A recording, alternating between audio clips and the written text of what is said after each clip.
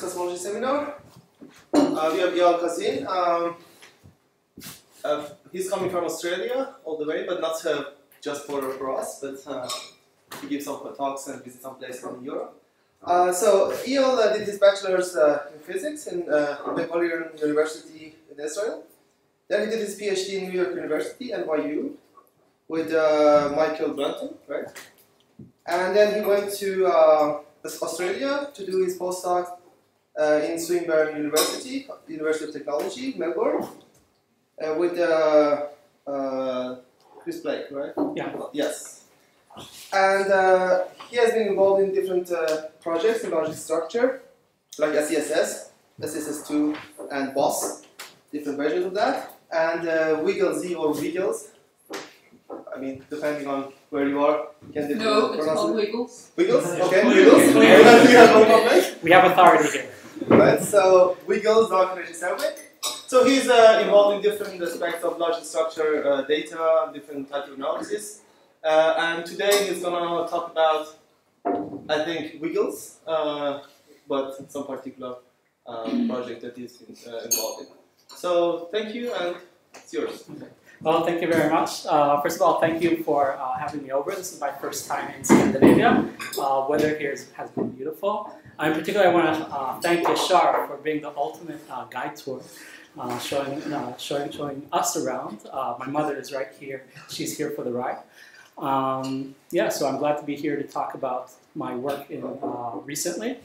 I've been focusing on analysis of the large-scale structure, and here I'll present recent results from the WiggleZ Dark Energy Survey. My main collaborators on this project are Jun Koda, who was essential at creating simulations to interpret our results, and Chris Blake. Wrong computer. So I understand that most of you in the room are cosmologists, so just one glance at this beautiful illustration, we have a very good understanding of how structure grows from the seeds that we see within the temperature maps of the cosmic microwave background until recent times, where we look at how galaxies are distributed. In particular, what's nice here is the signature that we call the baryonic acoustic oscillations at a characteristic scale of 150 co-moving megaparsecs, and that will be the focus of my talk. Again, wrong computer. Okay, so I understand that most of you are again, cosmologists, so I will skim through my introductory of the large-scale structure, but I will point out the essential things just so you can remind yourself the 101 of the trade, where I will focus on the importance of the baryonic acoustic feature. What will be fairly new for most of you is this technique that's called reconstruction, in which the baryonic acoustic feature, we use it as a standard ruler, but we can improve its usage, and it's through this technique that has recently been devised and which I have applied to the WiggleZ Dark Energy Survey, in which I will show results. And I have two surprises for the audience. One is which, try not to be too dramatic, but this is probably my last full-length talk that I'm giving. I am transitioning into what's called data science. And so if anybody's interested in that field, I'd be glad to talk to them about that, besides WiggleZ results, of course. And another surprise is at the end of the talk, I'll show just a non-astro side project that I've been working on that I saw somebody else do and inspired me to start that same day. And so if you're really bored of the talk, it's worthwhile to wait until the end. It's a short video that I'll present.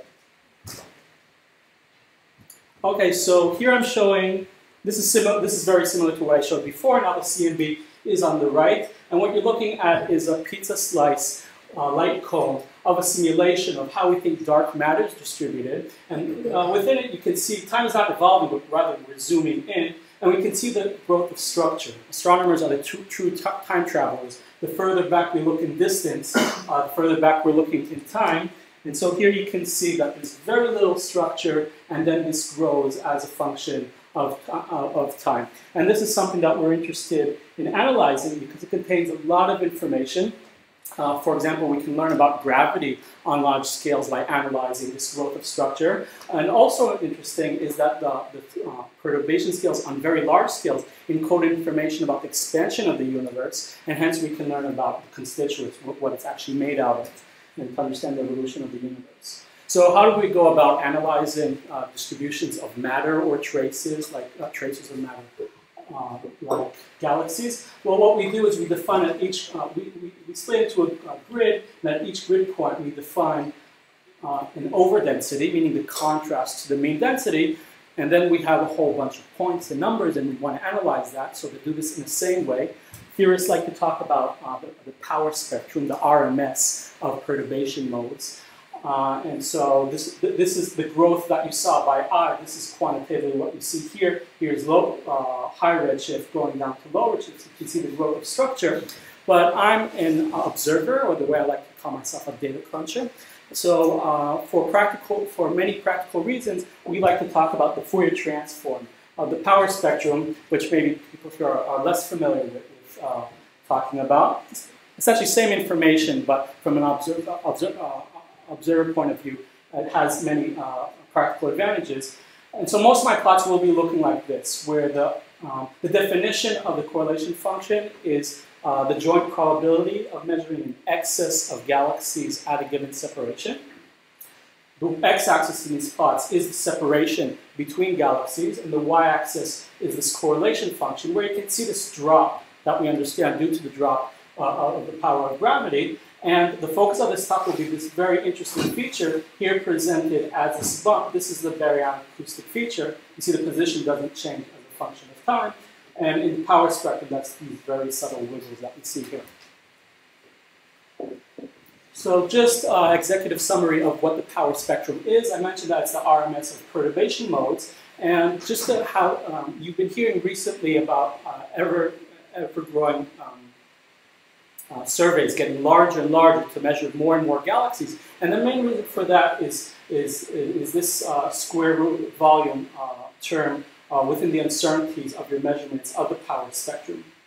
And so the reason is we're measuring perturbation modes on very large scale. So just like measuring a rubber band that has a perturbation mode, well, you want to measure as many of these perturbations as possible in order to reduce what we call the sample variance. And so there's a lot of information encoded within the power spectrum, where I'm mostly interested in this talk. I'll talk about the geometrical information encoded within these baryonic oscillations. If you divide it by the broad shape, then this is kind of what it looks like, and then you can measure the geometry of the universe. So most of you, I understand, are familiar with, oh, by the way, if there's anything that I'm skimming over too quickly, just feel free to ask me and I'll expand on it. So the baryonic acoustic feature, this is just a few words about it. This is not a perfect analogy, but it's a useful way to think about it. Is you can think of a pebble dropping in a pond, and you have propagation of a wave in the pond. That's similar to the photon plasma sound acoustic wave propagating in the early universe. And then what you want to think of is when the formation of the first atoms, we have this surface glass scattering, when the photons are no longer colliding with the plasma and they're free to go, and that means that these atoms now eventually they come to a stop, and that's like the freezing over of the pond. And at the center of the pond, at the center of each perturbation, you have dark matter. You do not propagate photons, and so that's what you'll have. You'll have these rings, and of course this happens everywhere in the universe. And so you expect to measure this in a statistical sense when you probe the universe. And so that's what we've done. Amazingly, we look at temperature fluctuations in the cosmic microwave background, and we have these beautiful signatures without which, beyond any doubt, we actually see the signature. And very recently, when I started my PhD, we had the first convincing measurement of the baryonic acoustic feature within the distribution of galaxies. So you can't pick it up by eye, but that's why we do these correlation functions, because we can pick it up right over here, as we did in WiggleZ. This is a combined measurement of WiggleZ SDSS in a shallower redshift survey called the 60th survey. So cosmologists can really pat themselves on the back. This is a huge triumph for physics and for cosmology. This is something, this concept of baryon acoustic oscillations, it was put down pen to paper back in 1970 by WiggleZ and you, and we have, as I showed before, we've measured it. And so beyond this being a very successful explanation, this confirmation of our paradigm of the cold dark matter paradigm, this is it's also useful. And the reason for this usefulness is that the plasma photon acoustic waves, they propagated to a characteristic length scale of 150 co-moving megaparsecs. That means that we have this signature at this characteristic length, meaning that we can use this as a standard ruler that's complementary to the supernova technique of standard candles. So why do we treat this as a ruler? Well, this is a useful cartoon to have in mind. If this is the surface of last scattering, well, we have the temperature fluctuations of the CMB, and from thermodynamic arguments, we can calculate the sound horizon, which here I'll use as a base of a triangle, where observations show us that the opening angle between hot and cold spots is about 1 degree. And so that means that we can infer the angular diameter distance to the surface of last scattering. So that you're familiar within the CMB, and then we do the same similar thing within the distribution of galaxies. So at lower redshift, we have galaxies. I think this is dying on me. Yeah, so here we have galaxies. And so when we measure the correlation function, well, when I say it's a standard ruler, what are our observables? We have two observables. They're not independent, but conceptually you can think of them as two. We have this, when we measure perturbation modes transverse to the line of sight, we're doing the same thing as in the CMB. This is the base of a triangle, and we can infer the angular diameter distance. But what's nice about galaxies, you can also measure the perturbation modes along the line of sight, and that's sensitive to the Hubble expansion rate. And so when we do these two-point correlation functions, these are our observables, and I'll talk more about that in detail later. So we had a few surveys that were very successful at measuring this baryon acoustic feature. And so I moved to Australia to work within the WiggleZ Dark Energy Survey. The survey itself completed 4 years ago. The measurements were at the AAT, 1,000 square degrees, later I'll show the distribution, to about roughly 200,000 redshifts of blue star-forming galaxies. And another thing that's unique about WiggleZ is that, as opposed to many collaborations today, this is basically most of the people. And some of us weren't even originally in the group, like myself, Jun Koda, Felipe, and you can see me right over here. For me, it's just kind of ironic because I just literally at the time I moved to Australia, and this was my first WiggleZ meeting. And one of the topics that they were talking about was when are they going to finish the meeting? That maybe it was the last. And so the reason being is that they did a lot of their analysis, and but we're still analyzing the data. But for me, the feeling was great. I came here, and you guys are finishing the project. But unfortunately, so at the time, Chris he worked intensively on the baryon acoustic feature, and but it turns out that there's still some more work to do. And because we figured that there was this new technique called reconstruction that claimed that we could improve results of using the baryon acoustic feature as a distant measure. And that's the focus of this talk. To understand the solution, well, we first have to understand the problem at hand. Well, when we think of the baryon acoustic feature, originally it was this sharp feature at very high redshift. But as I'll soon demonstrate, due to large-scale bulk flows of galaxies, at low redshift it broadened to something like this. This is in simulation. And so to understand why this is important, well, if you think of this characteristic length as your standard ruler, well, the RMS on your distant measurement is going to depend on this width. And so if this is much wider, then your distant measurement is still accurate, but it's less precise. Or, it's less accurate, I always get them incorrect. I get them confused. But you get the main idea. The broader this is, reduce the RMS of the measurement. And so why does this happen? Well, this is a toy model that's in Nikhil Padmanabhan's paper. So what you can think of is this initial density field, that's a very weak density field. And what we do over here is we color-coded galaxies here in blue, and at the characteristic scale of 150 megaparsecs around it, we have we color-coded in black, and the inset is the RMS of the black around the blue. The red line is similar in all the panels. And so now here we let gravity evolve, and then we have this beautiful neural network of distribution of galaxies that we know and love. But notice over here that some galaxies got shifted inwards, some galaxies got shifted outwards, and that means that when you look at the RMS of the black around the blue, you're going to see this broadening. Again, why is this important? Well, if we're going to use this as a distant measure, the distant measure depends on the RMS. And so that means that the capability of using the distribution of galaxies is reduced due to the effect, due to these gravitational effects. But fortunately, Daniel Eisenstein pointed out in a paper in 2006, very interestingly, that we can still use the distribution of galaxies to gain more information. And so what that means is that what we can do, we can use a density field to estimate the gravitational potential. And if we have the gravitational potential, we can use what's called the Zeldovitz approximation to get the displacement vectors presented here by these blue arrows. And that means that this gives us an estimate of how much the galaxies have moved. It's on the order of 5 megaparsecs over h. And then you can put the galaxies to the near origin position.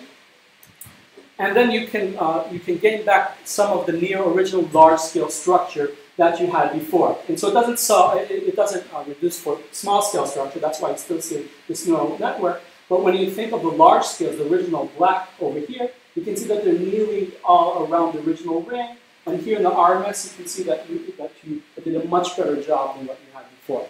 And so that's the broadening. This is a toy model that explains the concept of the broadening, of the sharpening of the baryonic acoustic feature, and hence using it as a more efficient standard ruler. So of course, this is a very nice idea, but you of course want to test this in practice. So how do we go about doing this? Well, first of all, you want to turn to simulations. When I arrived at the survey, we had one simulation. We called the gigaparsec WiggleZ, or short GiggleZ. And here I demonstrate one part of it. So you can see over here that we put in the mask of WiggleZ. So we want to take all these things into account in our measurements. And so what I show over here is similar to before. You have a density field. Here's high density. Here's low density. And you can see that when I calculate the displacement vectors of the arrows, you can see that it's in a line that they're pointing all to the high density field. And so what I do then is I create a new catalog in which the galaxies are all shifted minus the direction of the arrow. And the statistic of interest that we're looking at is this correlation function that I was talking about before. The correlation function before reconstruction is here in red, and after reconstruction is here in green. So there's two notable things here in this comparison. Most importantly, you can see the baryonic acoustic feature over here is nicely sharpened. That's the important thing. Another thing that's obvious here, which I'll explain, is the fact that if you're familiar with redshift distortions, we're looking at galaxies not in the real space, but in what we call redshift space. So on very large scales, if you have field galaxies outside of supercluster, in redshift space, they'll appear closer. And so what that causes an enhancement in amplitude of this correlation function. And so when we're doing reconstruction, we treat the line of sight as special direction. And so what we do is we add a component to resolve this issue and put the galaxies, to resolve this, what we call Kaiser effect that I described before. And so that's why we see this damping of the amplitude, but in practice we don't actually care about this. Reason being is that I'm interested only in the geometrical information contained within the peak position of the baryonic acoustic feature. So when I do my modeling later on, I'm focusing only on the information, and then I marginalize out all the information from the broad shape from here and here by using polynomial terms. And so all the information that I care about and I'm presenting here is just from the peak and not from the broad shape. So if we didn't do a perfect correction for the Kaiser effect, we don't care because that's not the information we're interested in. So you've had to assume a background in cosmology, really? I'm sorry? You've had to assume a background in cosmology? Yes, so even without reconstruction, we always assume a fiducial cosmology that we think is reasonable. Reason being is that observations are redshift, and when we count galaxy pairs, we need it in Euclidean space. So we have to calculate the co-moving distance to this galaxy, which means that we assume a cosmology. And so how much is that going to advise your results if you get the wrong cosmology? That's a very good question, and I'll show you, and I'll get back to that later. If you're not satisfied, you can feel free to get back to me on that point, because it is an important point. But it's a solved problem. Yeah, so this is a comparison between WiggleZ in red to boss 2/3 the way, what they call DR10. So now they have much better coverage. So these are RA and det in the north and south, and this is the radial distribution. And what's unique for WiggleZ is that you can see over here that we get a higher redshift. We get all the way to redshift of 1. And the challenges of WiggleZ are obvious. Here you can see that we're very patchy. We have 6 patches in the sky. And so within the patches we have holes like any other survey. And we also have slightly larger shot noise than BOSS. And so for this reason, when I started that project, that day that it said that the collaboration is soon going to end, I was kind of discouraged because I was thinking, I wasn't sure, would reconstruction actually work on this, right? You look at this distribution. For reconstruction, you assume that you want something very contiguous, like in SDSS over here, and we're dealing with these patches. So I can run the algorithm on the data, and I'll get whatever I get, but the question is, do I trust it? Are there any biases that I should be aware of? And so we had one simulation at the time, which is not enough. And so that's where Jun Koda played an essential role in which he mass-produced for us simulations. He produced 600 simulations. He didn't do it with an n-body algorithm, but he did something that was very close and much cheaper, called Lagrangian approximation. And so, my part of the analysis was taking the simulated results and seeing if reconstruction can actually work. What we can learn about reconstruction on a WiggleZ-like simulation. So this is, we're cookie cutting WiggleZ out of each simulation. What I'm showing over here, this is a zoomed in version, is I'm stacking all 600 correlation functions. And so we can see what happens on average. And so here you can see, if you stare at this long enough, you can see that the blue points after reconstruction yield a sharper band acoustic feature than in red before reconstruction. And you can see the uncertainty bars are smaller. And you can see there's no obvious bias. It's a shift of the band acoustic feature. We don't see any of that. Also, to better interpret this, I also plotted the signal to noise, meaning the correlation function divided by its uncertainty. And you can see, well, this is the amplitude, so we don't care about this over here, but the geometrical information in the band acoustic feature, we see that we have higher signal to noise over there. So this is the first plot in which I'm showing actual results from WiggleZ. So first thing that I wanted to quantify, and this is kind of is the significance of detection of the baryon acoustic feature. So I wanted to see the significance, has the significance of detection improved before and after reconstruction, and that's what I show over here that it has. The method, the left plot is before reconstruction, the middle plot is after reconstruction. And the method that I use is the following, is I haven't shown you my data points yet, that's in the next slide. But when I look at the correlation function, I run 2 models over it. One that has a baryon acoustic peak, which I call lambda CDM model, and then one that has a broad shape but does not have a peak. And what I do is I vary the parameter, most importantly the distance measure over here, the x-axis, and then I look at the delta chi-squared between the best fit chi-squared to at each given distance. And you can see the peakless model, of course, is not sensitive to this, where the one with a peak is sensitive to it. And so the significance of detection is square root of the delta chi-squared between the blue and the red. This isn't something that, we're not going to do too much science on it, but it's useful just to get an understanding for what one should expect from a WiggleZ survey. And so here you can see the significance improved from 2 to nearly 3 sigma detection by application of reconstruction. So that's on the data itself, but then you want to ask, okay, what would I expect from 600 WiggleZ-like simulation? Should I expect improvement all the time? That's the main question. And so what I do is I run the same algorithm 600 times. And so the delta, here I present the delta chi-squared before reconstruction and after reconstruction. And the answer to the question, does reconstruction always work on a WiggleZ-like survey, would be yes, if all the data points would be above this 45-degree line. And as you can see, that is not the case. Fortunately, we do find that 65% of the data points do reside above this line. And our data point of WiggleZ is way above the line. It's here, meaning going from 2 to 3 sigma, that's shown here in yellow. The reason I have this color coding of red and blue is in the next slide, I'll show the importance of this. But basically, I wanted to do some cutoff of a characteristic significance of detection at 2 sigma after reconstruction. So anything that doesn't have this threshold is in red, as you can see here. Everything that passes through this threshold is in blue. And we'll see the importance of this in the next slide. This slide is, I call it my keeping it real slide. That's to answer the question of possible biases in the measurement. That's on the left. Here I'm looking at the distant measurement before and after reconstruction compared to what I know is a true distance according to the cosmology of the simulation. And so here we say that there are no apparent biases. And here what I'm looking at, here I'm asking the question, does reconstruction always improve our uncertainty on the measurement of the distance when applying reconstruction? So the answer to that would be yes, if all the data points would be under this one line. Okay? And so our uncertainty measurement is right over here.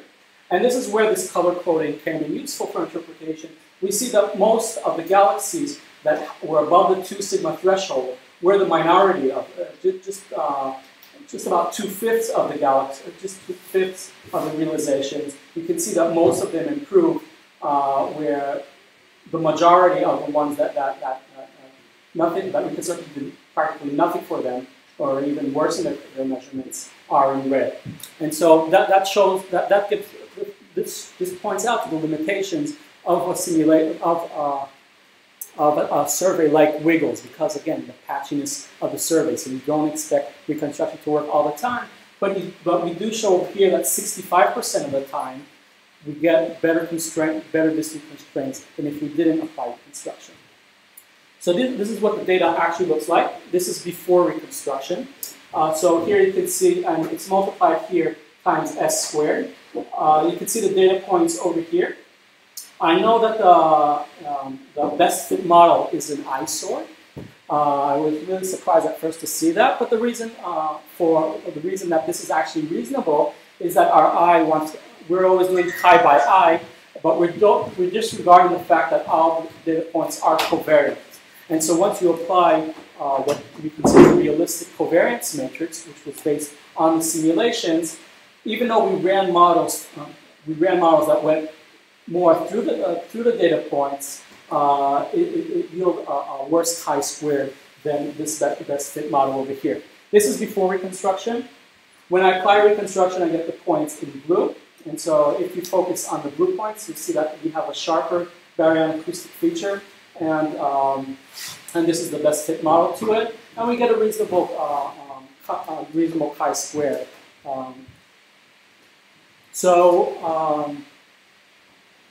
The WiggleZ survey expands from redshift 0.2 to 1, and what I showed is what I show over here is only the region that's unique for WiggleZ. I do a similar analysis on more redshift slices. So this is what I showed before, right over here. When I look at an independent redshift slice between 0.2 to 6, we also see a sharpening of the baryonic acoustic feature. We also like to look at this redshift slice that's not independent. It actually uses galaxies both from here and here. The reason being is that between 0.4 and 0.8, we have the highest effective volume.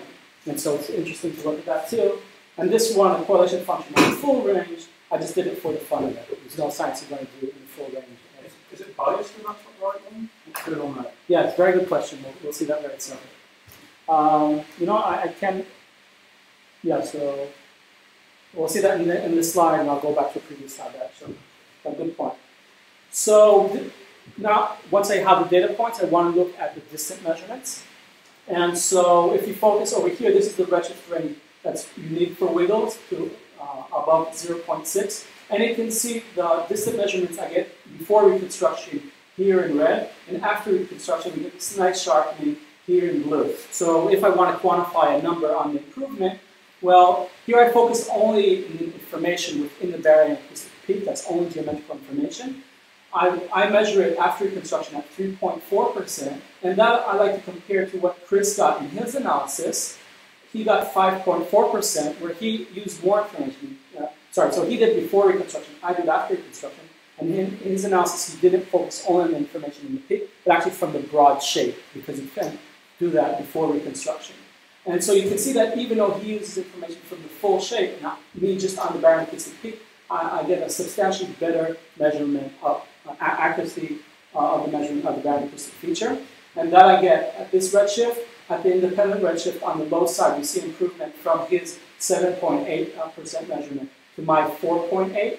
And in the overlapping redshift range, we can see that there's only a marginal improvement from 4.7% to 4.5%. And now to answer Phil's question, yes, we do see that there's a shift here between where my code thinks the barren acoustic peak, where the distant measurement should be over here. First of all, to what we before reconstruction in red to after reconstruction in blue, we do see that it agrees within 1 sigma, but one argument that can be given is in a plot like this is we do expect this due to sample variance. When I take WiggleZ-like simulations, you can see a lot of them over here, but you do see simulations in which the distant measurement is not on the 1,1 line, which is your question. Why is it not? Why is it not on this line? Strangely, that the two separate subsets that then make up that superset don't seem to be biased. Yeah, I see what you're saying. Yeah, but yeah, besides just throwing my hands in the air and saying sample variance, I don't know how and of course, there should be less sample variance with a bigger sample. Yes, we do. That's another good point. When we compare the different redshift slices, the middle redshift slice always had the best improvement because of the reason that it had the highest effective value. So these are Hubble diagrams. The information is the same on the left and the right, but on the left, what I'm doing is I'm doing a comparison of Wiggle's only measurements. And on the right, I'm doing comparisons of Wiggle's against SDSS measurements and CMB predictions. So to start here on the comparison, the new data points, the x-axis is redshift, the y-axis is a normalized distance measurement. Where, if you're interested, by the way, I mentioned distance all the time. What does that actually mean in practical terms? I mentioned before the angular dynamic distance and the Hubble expansion rate. So because we're doing this, what we call an angle average correlation function, this is the information that's contained, and we call this the effective volume distance. But for now, just think of it as a distance that depends on these two observables. The new data points that we get here are in red, in blue. These are new results after reconstruction. The same catalog, same exact analysis before reconstruction are in the red circles, and the results that we published before without reconstruction using the full shape is here in these orange squares. So you can see that we have a very nice agreement between these data points. The blue circles over here are the same. These are our final results, and these are compared versus BOSS DR11 results, these two triangles, and the the SDSS DR7 result here in the star, and this is the 6DF result.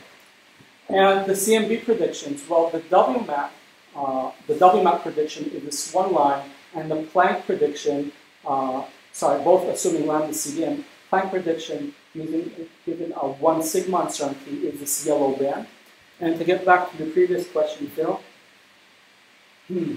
So first we noticed that our data points tend to point more towards Planck as opposed to WMAP.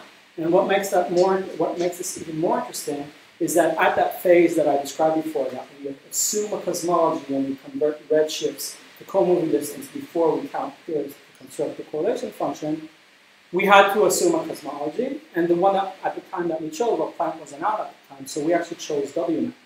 And so we chose this cosmology when we calculated our co-moving distances, and that, of course, that causes a slight shift of the barren acoustic feature. But then we have this mechanism in order that corrects for this that has been tested on simulations. That the mechanism is, and what has been tested, if you assume a wrong cosmology, when you're applying your peak fitting algorithm, can you obtain your original the true cosmology? And the answer to that is yes. That's a solved problem, and that's what we ran over. And so what this is pointing out is that even though we assume this cosmology, our measurements indicate that the true cosmology is more likely to be over here, or the cosmology, or the distances yielded from what is probably the true cosmology is more likely to be over here. Unfortunately, we published this after Planck. But yeah, so no assumptions, no Planck assumptions were made in the analysis at any stage. So then you want to look, so in my measurements, we actually didn't assume, except for that, in the fitting phase, we didn't assume any cosmology, we just fit a peak over the data points, a template over the data points. But now if you assume a cosmology and you want to learn about things like the curvature of the universe or the equation of state of dark energy, well, that's where large-scale structure really helps cosmic microwave background.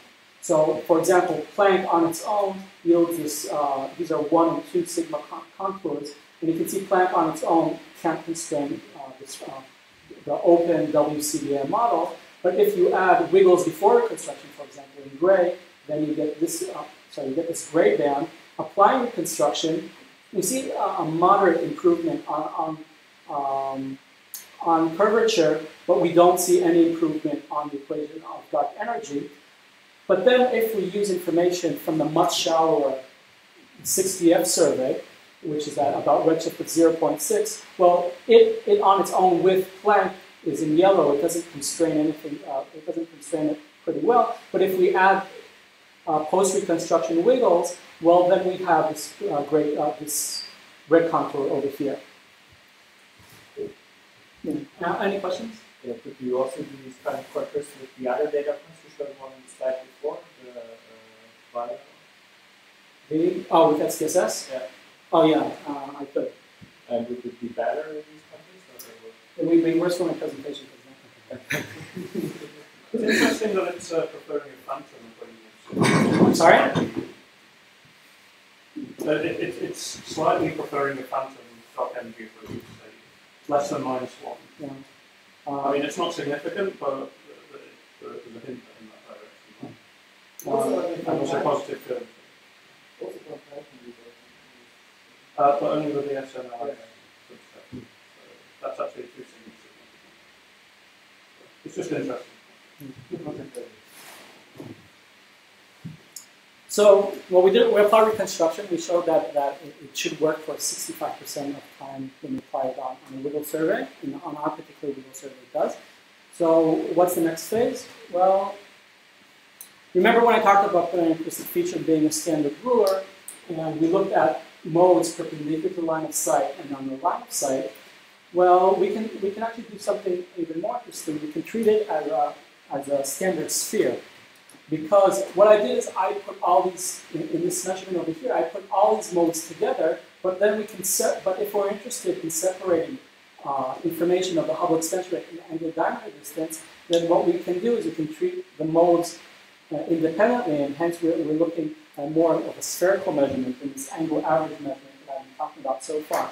And so why would we be interested in separating between the Hubble expansion rate and the angular diameter distance? Well, going back to Cosmology 101, well, the rate of expansion of the universe depends on the Hubble constant and the evolution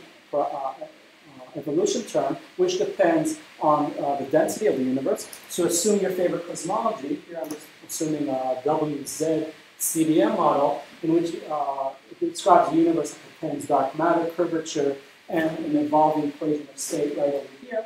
Well, you can see that the Hubble expansion rate directly depends on these parameters. But when we look at the angular diameter distance, well, it depends on the co-moving distance over here, which the co-moving distance goes as an integral over 1/h. And so that points out the limitation in the constraining power of the angular diameter distance. And so your true holy grail in these measurements is the Hubble expansion rate on its own. So what you'd like to do is you have to separate these measurements, something that we haven't done with this angular average measurement. So, so this is something that I was interested in when I was finishing my PhD, and I concluded a study about ways of doing this analysis. And what I presented to the community along with a colleague, Ariel Sanchez, is this concept of, well, we can look, so in the community it was standard to talk about this angle average measurement, that's called the monopole, or you can look at angular dependence using a weighting, that's called the second Legendre polynomial, and looking at what's called the quadrupole.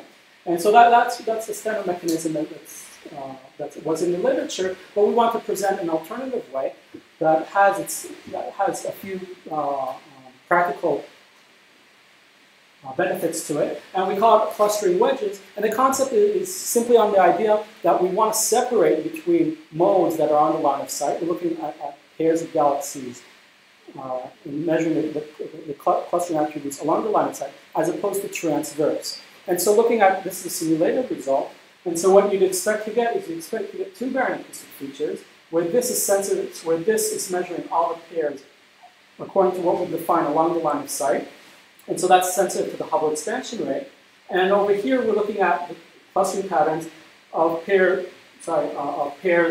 perpendicular to line of sight. So that's sensitive to the angular diameter distance. So what you can think of these measurements as, well, this is like a cosmic yardstick, and this is a cosmic speedometer, in a sense.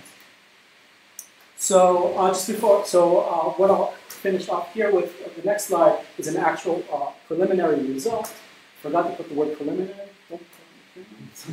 But anyways, one thing I want to emphasize before that is that you notice that there's a gap over here, that they're not on top of each other. Can anybody tell me why? Question to the audience.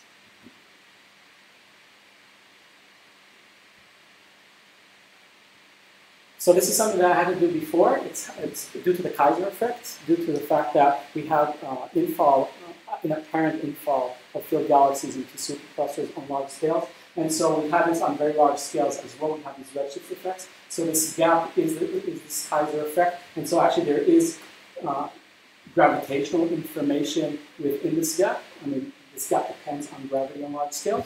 So that's something that we're analyzing. But when you apply reconstruction, I said that when we apply reconstruction, we correct for this gap, right? Because we're dealing with field galaxies outside of the supercluster in that sense. So you mean this gap is just a function of the linear growth? Yes. Yeah. And so this is what we get in observation. So this is a preliminary result. This is a unique redshift. These are the two clustering wedges. So it takes a while to get used to looking at this. But this is the blue is transverse, so that means that depends on the angular diameter distance. And the red, what you're looking at, this is a direct measurement of the Hubble expansion rate. This peak right over here. And so this is something that we're working on right now. My collaborators are Chris Lake again, Ariel Sanchez, who I've been working intensively on this clustering wedges concept, and Tamara Davis. So all of you came into this talk with a great appreciation for this illustration of our understanding of the growth structure from the seeds that we see within the temperature fluctuations of the CMB to the distribution of galaxies that we have today. I focused on this characteristic signature called the baryon acoustic feature that's imprinted beautifully within the CMB, and also we have like 1% measurements in the distribution of galaxies. I made the point that we have the baryon acoustic feature is a standard ruler, but its usage has been dampened. It has been hampered due to damping of the baryon acoustic feature due to large-scale coherent motions of galaxies. But this is something that we understand, and we can apply this reconstruction mechanism, which uses that extra information within the density field to put the galaxies to the near origin position and sharpen the peak. I showed that this technique. I used simulations to show that this technique did not point out any obvious bias that we should be worried about. Of course, surveys are getting larger and larger, and we're getting more accurate measurements. So this is something that we want to verify, that there is no bias. But what I showed is that even though WiggleZ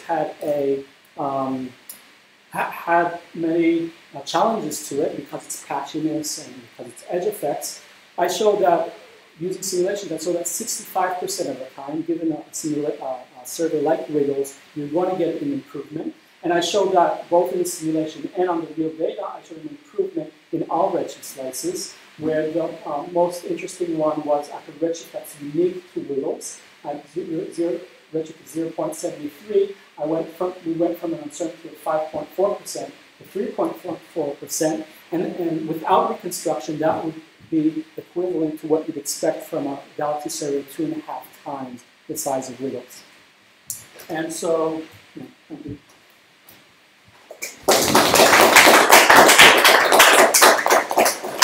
So just to run on after the talk, I have this non-astro project that I'll be showing to. So if anybody's interested, feel free to stay.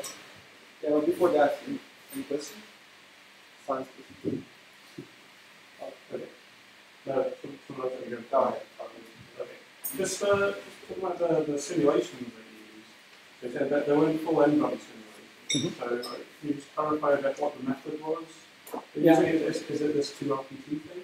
No, so first we tried 2LPT, but unfortunately, because of the HOD of WiggleZ and the Hale application distribution, in which we're not using massive galaxies like BOSS, CMAS, luminous red galaxies, but we're using much less biased galaxies. So SDSS is around bias of 2, we're using about 1 to 1.2. So 2LPT actually has been shown that it doesn't work well with those galaxies, and so the polar mechanism, co-moving Lagrange mechanism, I'm not too familiar with the actual details of how it works, but it is n-mode simulations. What's that? It is n-mode simulations. Okay, but it's just n-mode simulations where you perturb around. You solve for the discrepancy between the true solution and the 2LPT solution, meaning that you can take fewer time steps. So instead of an n-mode simulation where you run with 200 time steps, you can now run with 10 time steps. And how accurate it can be? If you look at like halo, like what they show is very accurate. If you look at like the halo abundances, it's extremely accurate. For the power spectrum, it's up to a percent. For the BO scale, it should be less than a percent. That one is for gravity. For gravity simulation? Oh yeah, I'm working. Oh, you're doing coming out soon. So you're saying that it works in 65% of the time, which is almost half. How do you know in a given case? I like to talk 2/3. Yeah.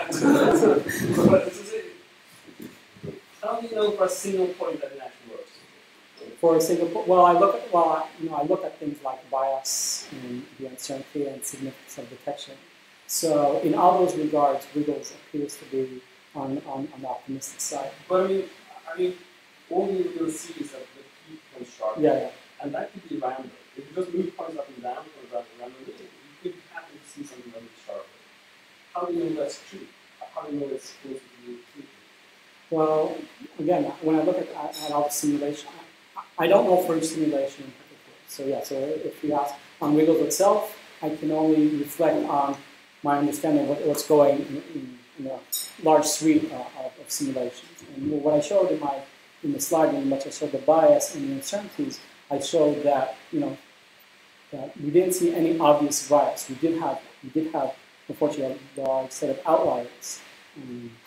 Hopefully, WiggleZ is not one of those, and WiggleZ did tend to show optimistic signs that there is improvement. But yeah, the point is well taken point. Maybe we're one of those things that appear to be good, but maybe it has shifted. Or at least you have the consistency check of your unreconstructed element. They should be consistent.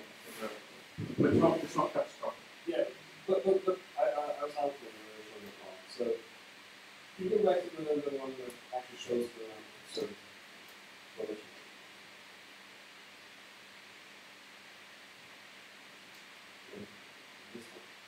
So all the stuff that happens at 150, between 1/3 and 150, it looks very systematic.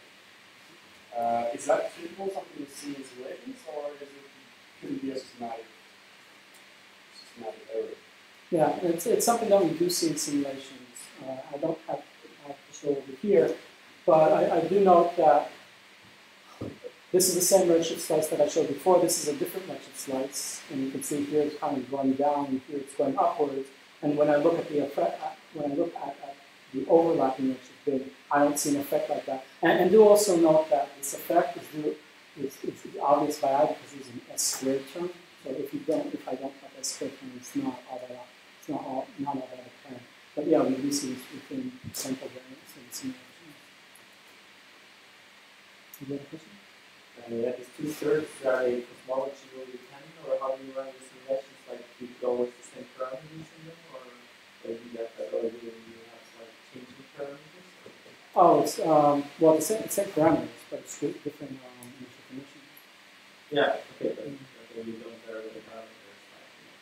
No, I mean, you want to be consistent. Otherwise, that's insane to follow cosmology. I see your point. Yeah. You know, use the same cosmology. I'm sorry to bring up the same question again, but I'm always wondering when you are here when talks about BAO, it's always works in these, you have to assume this fiducial cosmology. Can you elaborate on that? Because I know there exist methods out there, but you don't have to really assume a cosmology if you do it in, you look at, you've been in redshift thing, you do the angular, and then you parameterize the evolution of the angular correlation function.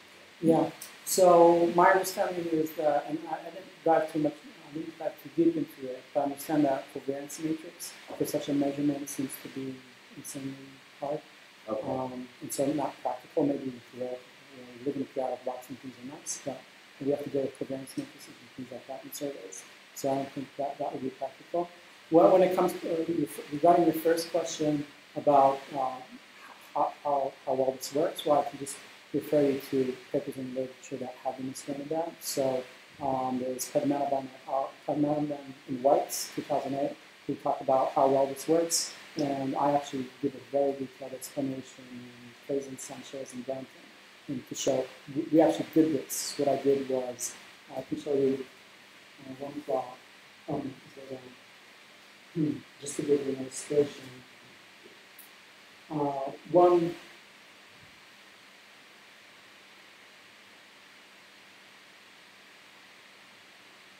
So what I did in that paper was basically so what I did was the following is, I just have to remember. Yeah, so what I did was I took simulations in the real positions, and what I did was, I have redshifts, right? And then what I did was I converted the redshifts into comoving distances using two cosmology. One, the true cosmology, and then I used the shift, like equation of state I used incorrectly by 10%. Okay? So that's the difference. If you squint your eyes and you see the difference between this light dash into these blue points over here. Okay? Blue points is when it's shifted, it's the wrong map. Okay? And the dash point is when I'm using the true cosmology. So you can see here an obvious shift in the variant feature, and that's what you're worried about, right? And so there is a solution to this. We use a Taylor expansion to explain how you go from one space to the other, because it's a Jacobian of going from one cosmology to another, and that's something that goes into the peak finding algorithm. And what I demonstrate over here very nicely is I show that by getting from this light dash to this thick dash, you can see it goes to the data points very nicely, and I show that we obtain the true cosmology to a very high accuracy. So it's something that I personally tested on mock simulations. And so you use a Jacobian of how to go from one to the other. That's necessary. And this is a demonstration. But important question, but to solve that. Okay, I guess we should end the science part of the talk with this, and maybe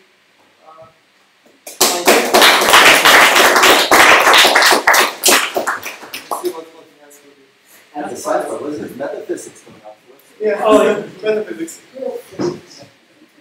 Let's thank the box for making the case. Oh, we wanted to do that, but yeah, thanks. Let me see if I can get it. Can you make another one like this? This took so long. Do anything else. Oh, sorry, I have to mirror it.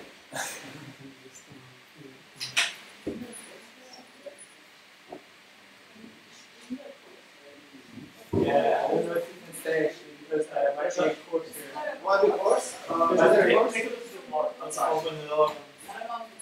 Actually, There's nobody from home. I can have a look at it. Maybe there's no more lectures. Is there an audio here? No. No? Okay. So what this project is, I tend to spend every morning and weekend I watch TED Talks, and one on, I think it was March 16th of 2013, I was inspired by a TED Talk that I watched. It was by this guy who showed that he does a video diary in which every day he records 1 second of his life, and then he compiles them, and that way he can always look back and see what he did every day of his life. And so starting on that day, March 16th, which will be this picture over here, you'll see all of my 2013 from that day. If you're interested, I also have 2014 if you want later on. show you that. So it's very fast paced. It's literally every second is an instant of a day of my life. And the challenge for you, being cosmologists, is let's see how many Nobel Prize winners you identify.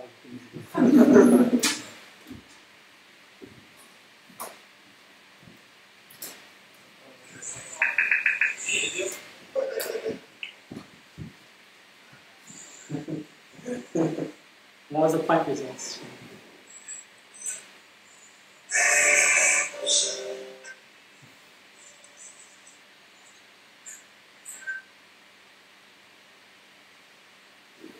Let's see before and after.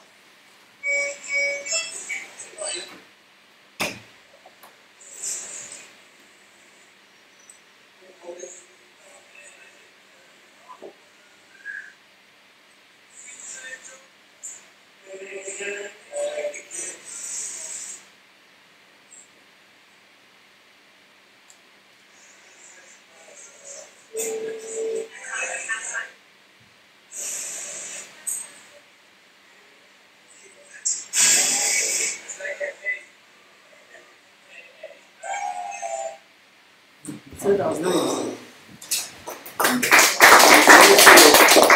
how many Nobel Prize winners did you see? So at least two. Well, Adam Race and Brian Flores twice.